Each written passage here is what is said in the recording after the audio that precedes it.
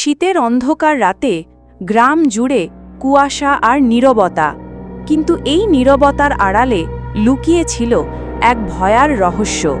মা ছেলে মেয়েরা মিলে পিঠা বানাচ্ছিল। আমি পিঠা খাবো আগে। না না, দুধ পলি আমার। মা, শান্ত হও সবাই, একে একে সবাই পাবে। হাসি খুশির মধ্যেই কুয়াশার ভেতর থেকে ক্রিপিং ছায়া ঢুকতে শুরু করলো উঠোনে। মা, ওইটা কে? কেউ দাঁড়িয়ে আছে ওখানে। বাঁশঝাড় থেকে ভেসে এলো অদ্ভুত শব্দ, ঝিরঝির, হু হু। হঠাৎ জোর বাতাস, আগুন নিভে যাওয়ার শব্দ। মদর, ভয়ার্ত। ওরে বাবা, চুলার আগুন নিভে এলো কেমন করে?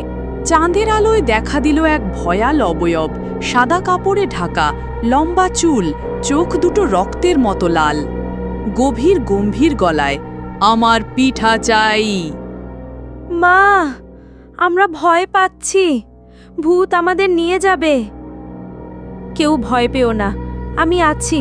আমার দুধ পুলি দাও, না হলে তোমাদের প্রাণ নেব। আচ্ছা আচ্ছা, তুমি যদি প্রতিশ্রুতি দাও আমাদের কাউকে কষ্ট দেবে না, আমি তোমাকে পিঠা দেব। সেটা কেঁপে কেঁপে ঠাকুমা ভাপা পিঠা এগিয়ে দিলেন। ভূত সেটা আঁকড়ে ধরল তার লম্বা নখর দিয়ে। এটাই চাই, এটাই চাই। ভূত কুয়াশার ভেতরে মিলিয়ে গেল, কিন্তু তার লাল চোখের ঝিলিক রয়ে গেল অন্ধকারে। ভূতের শব্দ, আমি আবার আসব।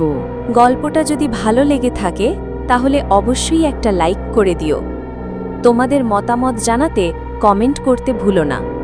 আর নতুন নতুন ভয়ঙ্কর আর মজার গল্প দেখতে চাইলে আজই সাবস্ক্রাইব করে নাও আমাদের চ্যানেল। চলো তবে, আবার দেখা হবে নতুন গল্পে।